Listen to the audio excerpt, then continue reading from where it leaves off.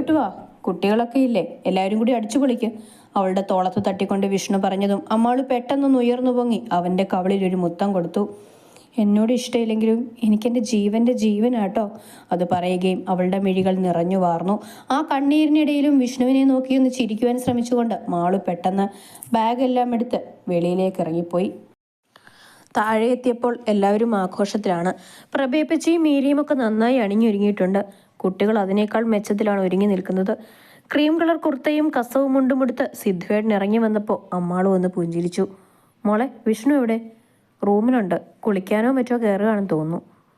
ഞാനിവിടെ ഉണ്ട് ഏട്ടാ. പിന്നിൽ നിന്നും വിഷ്ണുവിൻ്റെ ശബ്ദം കേട്ടതും അവൾ തിരിഞ്ഞു നോക്കി. ഇറങ്ങി വരുന്ന വിഷ്ണുവിനെ കണ്ടതും അമ്മാളു പെട്ടെന്ന് സ്റ്റെപ്സ് ഇറങ്ങിപ്പോയി. നീയും കൂടി വാ മോനെ, എല്ലാവർക്കും കൂടി ഒരുമിച്ച് തൊഴുതു വരായിരുന്നല്ലോ. ഒരാഴ്ചയുണ്ടല്ലോ ഏട്ടാ, ഇടയ്ക്ക് എപ്പോഴേലും പോവാം. ഇപ്പോൾ നിങ്ങളെല്ലാവരും കൂടി പോയിട്ട് വാ. ഇരുവരും സംസാരിച്ചു കൊണ്ട് നിന്നപ്പോൾ ആരും ഋഷിക്കണ്ണും കൂടി വന്ന് പോകാനായി ധൃതി കൂട്ടി. വിഷ്ണുവിനോട് യാത്ര പറഞ്ഞുകൊണ്ട് പിന്നെ സിദ്ധു ഉമ്മറത്തേക്ക് ചെന്നു. അമ്മേ, എന്നാൽ പിന്നെ ഇറങ്ങാം അല്ലേ? മീരെ, നീ റെഡിയായതല്ലേ? അവൻ്റെ ചോദ്യം കേട്ട് ഇരുവരും ഒരുപോലെ തലകുലുക്കി. ഉള്ളിലേറെ സങ്കടമുണ്ടെങ്കിലും എല്ലാവരെയും നോക്കി ചിരിക്കാൻ ശ്രമിക്കുകയാണ് അമ്മാളു. മിച്ചുവിൻ്റെയും ഋഷിക്കുട്ടൻ്റെയും കൂടെ അവൾ ഏറ്റവും പിന്നിലായിരുന്നു. മീരയും ആരുവും കൂടെയാണ് ഇരുന്നത്. അമ്മ സിദ്ധുവിൻ്റെ ഒപ്പവും. വിഷ്ണുവിനെ കുട്ടികളെല്ലാവരും കൈവീശി കാണിച്ച ശേഷം വണ്ടി ഇറങ്ങി മെല്ലെ പോയി. യാത്രയിലുടനീളം എല്ലാവരും ഒരുപാട് തമാശകളൊക്കെ പറയുന്നുണ്ടെങ്കിലും അമ്മാളു മൗനമായിരുന്നു. ആരെങ്കിലും എന്തെങ്കിലും ചോദിച്ചാൽ അതിന് മാത്രം മറുപടി പറഞ്ഞ് അവൾ ഒഴിഞ്ഞു മാറിയിരുന്നു. വൈകുന്നേരം 6:15 എല്ലാവരും ക്ഷേത്രത്തിലെത്തി. അമ്മാളുവിൻ്റെ അച്ഛനും അമ്മയും ഒക്കെ എത്തിച്ചേർന്നിട്ടുണ്ട്. അമ്പലക്കുളത്തിലിറങ്ങി കൈയും കാലും മുഖവും കഴുകിയ ശേഷമാണ് ശ്രീകോവിലിൽ കയറിയത്. മൂർത്തിയുടെ മുന്നിൽ നിന്ന് കണ്ണടച്ചു പ്രാർത്ഥിച്ചപ്പോൾ അവളുടെ മനസ്സിൽ ഒരേയൊരു പ്രാർത്ഥന മാത്രമായിരുന്നു. എല്ലാ ജാതകവും ദോഷവും മാറ്റിക്കളഞ്ഞ് തൻ്റെ വിഷ്ണുവേട്ടനോടൊപ്പം സന്തോഷം നിറഞ്ഞ ജീവിതം നൽകണേ എന്ന്. ഓർമ്മ വെച്ച കാലം മുതൽക്കേ ഈ തിരുനടയിൽ ഓടിക്കളിച്ചു വളർന്നവരല്ലേ നിന്നോളം എന്നെ മനസ്സിലാക്കിയ മറ്റാരുണ്ട്? എൻ്റെ ബാല്യവും കൗമാരവും സ്വപ്നങ്ങളും സങ്കടങ്ങളും ഒക്കെ പങ്കുവച്ചത് നിന്നോടല്ലേ? എന്നിട്ട് ഒടുക്കം ഈ തിരുനടയിൽ ഒത്തുചേർന്നവരാണ് ഞങ്ങൾ. എല്ലാ പെൺകുട്ടികളെയും പോലെ എത്രമാത്രം പ്രതീക്ഷയോടെയാണ് ഞാനും ചെന്ന് കയറിയത്. പക്ഷേ വിഷ്ണുയുടെ പാവമൊക്കെയാണ്, തന്നോട് സ്നേഹമുണ്ടെന്നൊക്കെ അറിയാം. പിന്നെ പ്രഭയപ്പയോട് പണ്ട് അങ്ങനെ പെരുമാറിയത് കൊണ്ടുള്ള കലിപ്പ തൻ്റെ വീട്ടുകാരോട് മൊത്തം. അതിന് ഈ പാവം എന്നെ കൂടി ബലിയാടാക്കി. എന്നാലും തൻ്റെ അച്ഛൻ പാവമായിരുന്നല്ലോ, അത് പറഞ്ഞിട്ട് പോലും ആള് കേൾക്കത്തില്ല. പിന്നെ ഞാൻ എന്താ ചെയ്യുക? എന്നോട് ഇഷ്ടമൊക്കെ ഉണ്ടെന്ന് തോന്നുന്നു, വ്യക്തമായി അറിയില്ല കേട്ടോ. ആളൊരു ജഗജില്ലിയാണ്. പലവിധ ചിന്തകൾ കൊണ്ട് മൂടപ്പെട്ട മനസ്സുമായി തൻ്റെ ഉള്ളിലുള്ള കാര്യങ്ങളൊക്കെ പറഞ്ഞ് അമ്മാളു കണ്ണടച്ചു നിന്ന് തൊഴുതു. മോളെ, കഴിഞ്ഞില്ലേ? എല്ലാവരും കാത്തു നിൽക്കുക കേട്ടോ. ലേഖയമ്മ വന്ന് വിളിച്ചതും അവൾ മിഴികൾ തുറന്നു. കൊടിമരച്ചോട്ടിൽ നിൽക്കുകയാണ് എല്ലാവരും. അമ്മാളു ചെന്നതും സിദ്ധു അവരെയൊക്കെ കൂട്ടി ഐസ്ക്രീം മേടിച്ചു കൊടുക്കാനായി കൊണ്ടുപോയി. ചെറിയ തൊണ്ടവേദന പോലെ ഉണ്ടെന്ന് പറഞ്ഞ് അമ്മാളു ഒഴിഞ്ഞു മാറി. നിനക്ക് എന്താ പറ്റിയത്? മുഖമൊക്കെ കടന്നിൽ കുത്തിയ മാതിരിയാണല്ലോ, എന്തെങ്കിലും പ്രശ്നമുണ്ടോ? ലേഖയമ്മ ചോദിച്ചതും അമ്മാളു അവരെ ദേഷ്യത്തിലൊന്ന് നോക്കി. എനിക്ക് വേറെ കുഴപ്പമൊന്നുമില്ല, ഒക്കെ അമ്മയുടെ വെറും തോന്നല. സത്യത്തിൽ ചെറിയ തൊണ്ടവേദനയുണ്ട്, അതുകൊണ്ടാണ് ഐസ്ക്രീമും തണുത്ത സാധനങ്ങളൊന്നും വേണ്ടെന്ന് കരുതിയത്. ഇത്തിരി ദേഷ്യത്തിൽ അവളുടെ അമ്മയോട് പറഞ്ഞുകൊണ്ട് അമ്മാളു കുട്ടികളുടെ അടുത്ത് പോയി നിന്നു. ലേഖയും മകളും തമ്മിലുള്ള സംസാരം കേട്ടുകൊണ്ടാണ് മീരടത്തി വന്നത്. അമ്മേ, വിഷ്ണുവിനെ പിരിഞ്ഞ് ആദ്യമായിട്ട് നിൽക്കുന്നതല്ലേ, അതിൻ്റെ പിണക്കവും പരിഭവവും ഒക്കെയാണ് കുട്ടിയുടെ മനസ്സിൽ, അല്ലാതെ വേറെ പ്രശ്നമൊന്നുമില്ല കേട്ടോ. മീര പറഞ്ഞതും ലേഖയൊന്നും വല്ലാതെയായി. അയ്യോ മോളെ, ഞാൻ മറ്റൊന്നും കരുതി ചോദിച്ചതാ കേട്ടോ. സാധാരണയായി ഉത്സവം തുടങ്ങിയാൽ പിന്നെ എത്ര കടുത്ത പനിയാണെങ്കിലും ഐസ്ക്രീം മേടിച്ച് കഴിക്കുന്നവളാണ്. ഇന്നിപ്പോൾ ആകെ കൂനിക്കൂടി നിന്നപ്പോൾ ഞാൻ വിചാരിച്ചു ഇവക്ക് എന്തു പറ്റിയെന്ന്, അതുകൊണ്ട് ചോദിച്ചതാ. അതൊന്നും കുഴപ്പമില്ല അമ്മേ, അമ്മയുടെ സ്ഥാനത്ത് ആരായാലും അങ്ങനെ ചോദിക്കൂ. വിഷ്ണുവിന് എന്തോ അത്യാവശ്യ തിരക്കുകളാണ്, അതുകൊണ്ട് അവൻ വരാഞ്ഞത്. അതിൻ്റെ ചെറിയ കലിപ്പിലായിരുന്നു അമ്മാളും. സാരമില്ലെന്നേ, നാളെ വൈകുന്നേരത്തോടു കൂടി വിഷ്ണു എത്തുമായിരിക്കും, അപ്പോൾ എല്ലാം സെറ്റാവും. മീര പറഞ്ഞതും ലേഖ പുഞ്ചിരിച്ചു. കുട്ടികൾ അവതരിപ്പിക്കുന്ന തിരുവാതിരയായിരുന്നു ആദ്യത്തെ പ്രോഗ്രാം. കുറച്ച് സമയം അത് കണ്ടു നിന്ന ശേഷം മീരയും പ്രഭയും ഇതിനോടൊപ്പം തിരികെ വീട്ടിലേക്ക് പോകുവാൻ തയ്യാറായി. അപ്പോഴേക്കും ആരു ചെന്നിട്ട് വണ്ടിയിൽ നിന്നും അവരുടെ ഡ്രസ്സൊക്കെ അടങ്ങുന്ന ബാഗ് എടുത്ത് വെളിയിലേക്ക് പിടിച്ചിരുന്നു. വീട്ടിലേക്ക് എല്ലാവരെയും അയക്കാമെന്ന് പറഞ്ഞെങ്കിലും കുറച്ചു സമയം പ്രോഗ്രാം കണ്ടിരുന്ന ശേഷം പോകാമെന്ന് അമ്മാളും അവരോട് പറഞ്ഞു. വൈകാതെ തന്നെ മീരയും പ്രഭയും ഒക്കെ യാത്രയായി. പിന്നെ കുറേ സമയം എല്ലാവരും കൂടി അമ്പലപ്പറമ്പിലൂടെ ചുറ്റി നടന്നു. കുപ്പിവിളകളും മാലയും ചാന്തും പൊട്ടും ഒക്കെ മേടിച്ചു കൂട്ടി. ആ സമയം കൊണ്ട് അമ്മയുടെ അച്ഛൻ ഒരു ഓട്ടോറിക്ഷ വിളിച്ചു കൊണ്ടുവന്ന് കുട്ടികൾക്ക് എല്ലാവർക്കും മടങ്ങുവാൻ. ഏകദേശം 10 മണി കഴിഞ്ഞിരുന്നു. എല്ലാവരും തിരിച്ചെത്തിയപ്പോൾ ലേഖ നേരത്തെ തന്നെ അയൽവീട്ടിലെ മാലതി ചേച്ചിയോടൊപ്പം മടങ്ങിപ്പോന്നിരുന്നു. കുട്ടികളൊക്കെ മടുത്തു വരുമ്പോൾ കഴിക്കാനുള്ളതെല്ലാം എടുത്ത് ചൂടാക്കി വെച്ചു. വന്നപാടെ ഓരോരുത്തരായി കയറി മേല് കഴുകി. അമ്മാള് ഒഴികെ. അവൾ കിടക്കുന്നതിന് മുൻപേ കുളിച്ചോളാം, നന്നായി വിശക്കുന്നുണ്ട് എന്ന് പറഞ്ഞ് ഭക്ഷണം കഴിക്കാൻ വന്നിരുന്നു. എന്നിട്ട് എല്ലാവരും വട്ടം ചേർന്നിരുന്ന് കഴിച്ചു. നേരെ എല്ലാവരും കിടക്കാനായി പോയി. സത്യം പറഞ്ഞാൽ എല്ലാവരും മടുത്തു പോയിരുന്നു. ആരുവും അമ്മാളും കൂടി അവളുടെ റൂമിൽ കിടന്നപ്പോൾ മിച്ചുവും ഋഷിക്കുട്ടനും പത്തായപ്പുരയുടെ അടുത്തായുള്ള മുറിയിൽ കിടന്നു. ഏട്ടനും ഏട്ടത്തിയമ്മയും അമ്മയും ഒക്കെ മടങ്ങി വന്നപ്പോൾ വിഷ്ണുവും അച്ഛനും കൂടി സംസാരിച്ചുകൊണ്ട് ഉമ്മറ തിരുപ്പുണ്ട്. എങ്ങനെയുണ്ടായിരുന്നമ്മേ അമ്പലത്തില്? ഒരുപാട് ജനങ്ങളുണ്ടോ? അതോ? കൊടിയേറ്റിന്റെ നേരത്ത് കുറേ ആളുകൾ എത്തിയിരുന്നു. പിന്നെ തിരക്കൊക്കെ ലേശം കുറഞ്ഞു. കുട്ടികളുടെ ഡാൻസ് പ്രോഗ്രാം ഉണ്ടായിരുന്നു. ആ സമയത്ത് പിന്നെയും ആളുകൾ കൂടി. എന്നാലും വലിയ കുഴപ്പമില്ലായിരുന്നു മോനെ, നന്നായി തൊഴാനൊക്കെ പറ്റി. പ്രഭ അകത്തേക്ക് കയറിപ്പോകുന്നതിനിടയിൽ അവരോട് പറഞ്ഞു, എങ്ങനെയുണ്ട് മീരേട്ടത്തി? അമ്മയുടെ കുടുംബം ക്ഷേത്രമൊക്കെ ഇഷ്ടമായോ? വിഷ്ണു ചോദിച്ചതും അവനെയൊന്ന് നോക്കി പേടിപ്പിച്ചുകൊണ്ട് മീര കയറിപ്പോയി. എന്തു പറ്റിയമ്മേ? ഏട്ടത്തി പോയ പോലെയല്ലോ തിരികെ വന്നത്. ആവ്, നീ തന്നെ ചോദിച്ചോ, ഞാനായിട്ടൊന്നും പറയുന്നില്ല. പ്രഭയും അല്പം ഗൗരവത്തിലായിരുന്നു. എന്താ ഏട്ടാ, എന്താ പ്രശ്നം? വിഷ്ണുവിന് ഒന്നും മനസ്സിലായില്ല. നിനക്ക് കൂടി വരായിരുന്നു. അമ്മാളും നല്ല സങ്കടത്തിലാണ് കേട്ടോ. സിദ്ധു പറഞ്ഞപ്പോഴാണ് വിഷ്ണുവിന് കാര്യം പിടികിട്ടിയത്. ഞാനും ഈ കാര്യം തന്നെ വിഷ്ണുവിനോട് ഇപ്പോൾ സംസാരിക്കുകയായിരുന്നു. എനിക്ക് ടൈം ഇല്ലാഞ്ഞതുകൊണ്ടാണ്. പക്ഷേ മോനും കൂടി അവിടെ വരെ പോകായിരുന്നു. ശേഖരനും അവരുടെ പക്ഷം ചേർന്നപ്പോൾ വിഷ്ണു ഒന്നും പറയാതെ നിന്നു. അച്ഛാ, ആ കുട്ടി ഇന്ന് എത്രമാത്രം ആഗ്രഹിച്ചതാണെന്നോ വിഷ്ണുമോനുമായിട്ട് ക്ഷേത്രത്തിൽ പോയി തൊഴണമെന്നും മറ്റും. എവിടെയെങ്കിലും അത് പോയിട്ടുണ്ടോ ഇവർ രണ്ടാളും കൂടി? അവക്കാണെങ്കിൽ ഒരുപാട് സങ്കടമായി. ആ മുഖം തന്നെ കാണണമായിരുന്നു.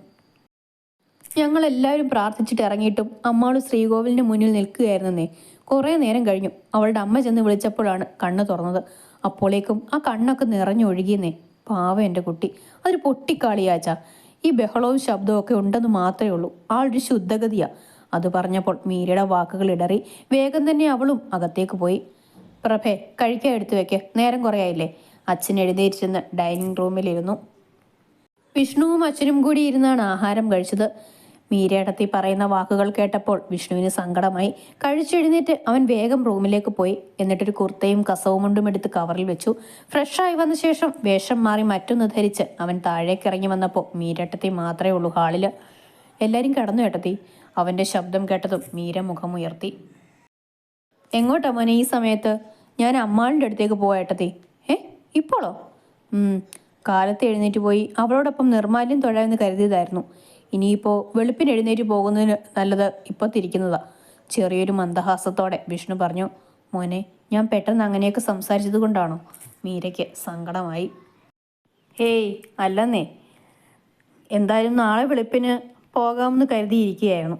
പിന്നെ ഇത്രത്തോളമായ സ്ഥിതിക്ക് അവളെ വിഷമിപ്പിക്കണ്ട. ചെറിയൊരു സർപ്രൈസും ആവട്ടെ. അച്ഛനോടും അമ്മയോടുമൊക്കെ ഏട്ടത്തി നാളെ പറഞ്ഞാൽ മതി. വിഷ്ണു പുറത്തേക്കിറങ്ങി ചെരുപ്പെടുത്ത് കാലിലിട്ടുകൊണ്ട് മീരയെ നോക്കി പറഞ്ഞു. സൂക്ഷിച്ചു പോണേ മോനെ, ഒരുപാട് സ്പീഡിലൊന്നും ഓടിക്കരുത് കേട്ടോ.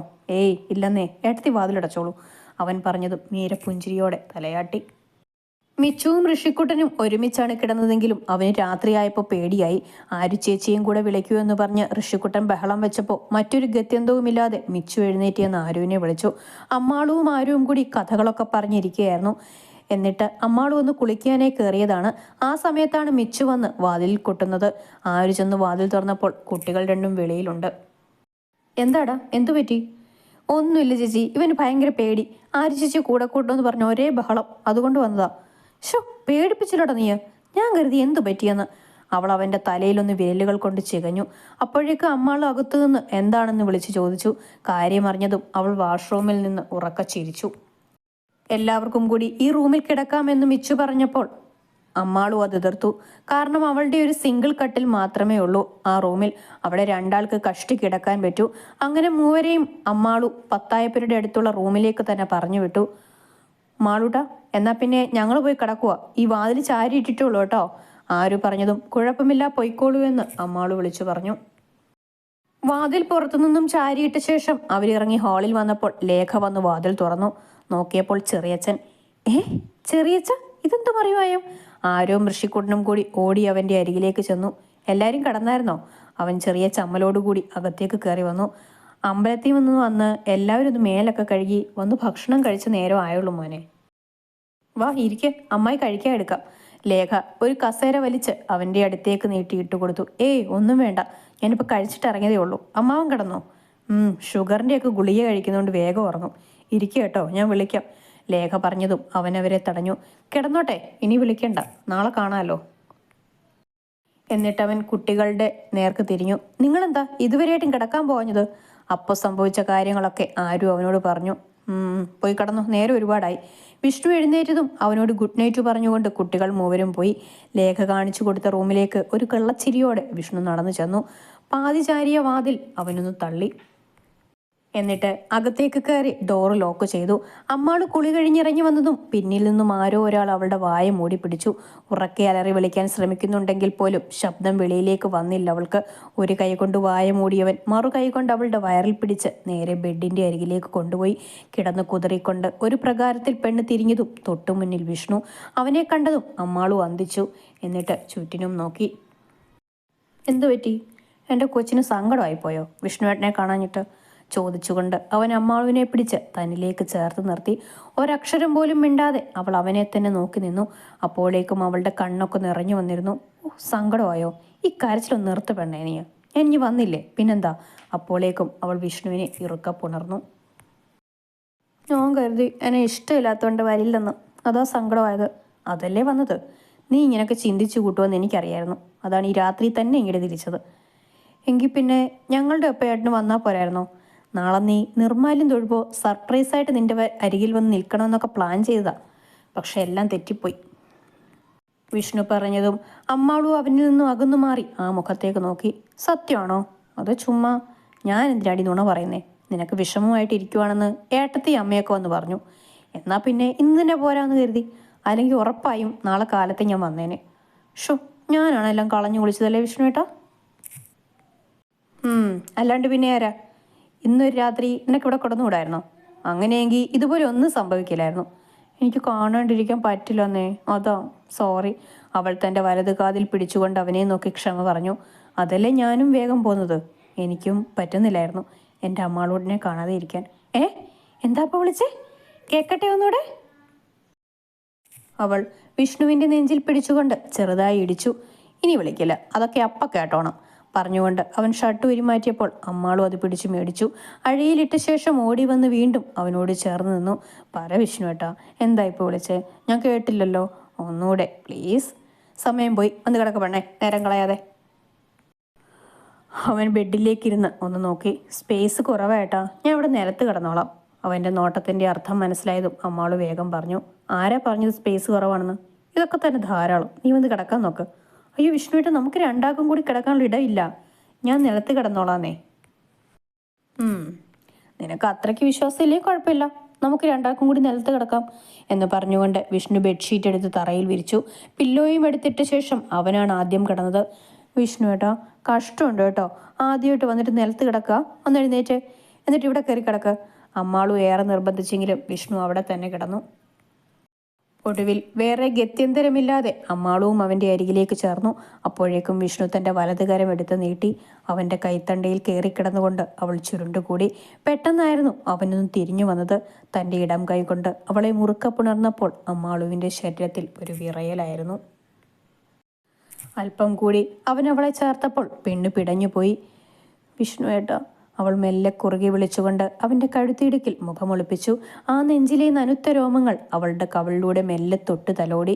അവൻ്റെ സാമീപ്യവും ഗന്ധവുമേറ്റപ്പോൾ അമ്മാളുവിൻ്റെ ശ്വാസം താളത്തിൽ ചലിച്ചു. അവളുടെ മാറിലെ ചൂടുമിടിപ്പും അറിയുകയായിരുന്നു അവനും. ഒന്ന് മുഖം താഴ്ത്തി അവളുടെ മിഴികളിൽ ചുംബിച്ചുകൊണ്ട് ആ നാസികത്തുമ്പിൽ വിഷ്ണു ഒന്ന് കടിച്ചതും പെണ്ണ് അവനിൽ നിന്നും അകന്നു മാറി. പതർച്ചയോടെ വിഷ്ണു നോക്കിയപ്പോൾ കുറുമ്പോടെ ഇരുന്ന് ചിരിക്കുന്നുണ്ടവൾ. നാളെ അമ്പലത്തിൽ പോകണ്ടേ, കിടന്നുറങ്ങാൻ നോക്ക്. മറുപടിയായി ഒന്ന് ചിരിച്ചുകൊണ്ട് അവൻ കണ്ണുകൾ അടച്ചു. 3 മണിക്ക് അലാറം അടിച്ചപ്പോൾ അമ്മാള് ചാടി എഴുന്നേറ്റു. അരികിൽ ചെരിഞ്ഞ് കിടന്നുറങ്ങുന്നവനെ പെണ്ണൊന്ന് നോക്കി. എന്നിട്ട് വേഗം എഴുന്നേറ്റ് കുളിക്കാനായി പോയി. കുളിയും തേവാരവും ഒക്കെ കഴിഞ്ഞ് പെട്ടെന്ന് ഇറങ്ങി വന്നപ്പോൾ വിഷ്ണു എഴുന്നേറ്റ് കട്ടിലിരിപ്പുണ്ട്. എഴുന്നേറ്റു ഏട്ടാ, ഞാൻ വിളിക്കാൻ തുടങ്ങുമായിരുന്നു. നീ കുളി കഴിഞ്ഞു അല്ലേ? ഉവ്വ്. ഏട്ടനും പെട്ടെന്ന് റെഡി ആയിക്കോ, നമുക്ക് ഇറങ്ങണ്ടേ? അമ്മാള് വന്ന് കണ്ണാടിയുടെ മുന്നിൽ നിന്നുകൊണ്ട് മുടിയഴിച്ചു. നീ സെറ്റാണോ ഉടുക്കുന്നത്? അതോ? സെറ്റൊന്നും കൊണ്ടുവന്നില്ല. ഏട്ടൻ ഇന്നലെ പറഞ്ഞില്ലേ അത് ഉടുക്കേണ്ടത്? ഞാനൊരു പട്ടുപാവാട ഇടാൻ വേണ്ടിയാ. അവൾ അലമാര തുറന്നുകൊണ്ട് അവനെ നോക്കി മുഖം തിരിച്ചു പറഞ്ഞു. ഒന്ന് മൂളിയ ശേഷം വിഷ്ണു തോർത്തെടുത്ത് തോളിലിട്ടുകൊണ്ട് കുളിക്കാനായി പോയി. കരിപ്പച്ചയുള്ള ബ്ലൗസും മാമ്പഴ മഞ്ഞ നിറമുള്ള പാവാടയും അണിഞ്ഞ് കൈനിറയെ കുപ്പിവളകൾ ഇട്ടുകൊണ്ട് നെറ്റിയിൽ വട്ടപ്പൊട്ടും തൊട്ട് വാലിട്ട് കണ്ണെഴുതി നീണ്ട മുടി കുളിപ്പിന്നൽ പിന്നിയിട്ടു. കണ്ണാടിയുടെ മുന്നിൽ നിൽക്കുന്ന അമ്മാളുവിനെ കണ്ടുകൊണ്ടാണ് വിഷ്ണു ഇറങ്ങി വന്നത്. അവൻ നോക്കുന്നത് കണ്ടപ്പോൾ പെണ്ണിനൊടുക്കത്തെ നാണം. തള്ളവിരൽ കൊണ്ട് കളം വരച്ച് നിലത്തേക്ക് നോക്കി നിൽക്കുന്നവളുടെ അരികിൽ അവൻ വന്നു നിന്നു. പിടപ്പോടെ അവൾ മുഖമുയർത്തി. ആമാടപ്പെട്ടിയുടെ അരികിലായിരുന്ന സിന്ദൂരച്ചെപ്പിൽ നിന്ന് ഒരു നുള്ള സിന്ദൂരം അവൻ തൻ്റെ തൊടുവിരൽ തുമ്പുകൊണ്ട് എടുത്തു. എന്നിട്ട് അമ്മാളുവിനെ തൻ്റെ നെഞ്ചോട് ചേർത്ത് നിർത്തി അവളുടെ നെറുകയിൽ ഇട്ടുകൊടുത്തു.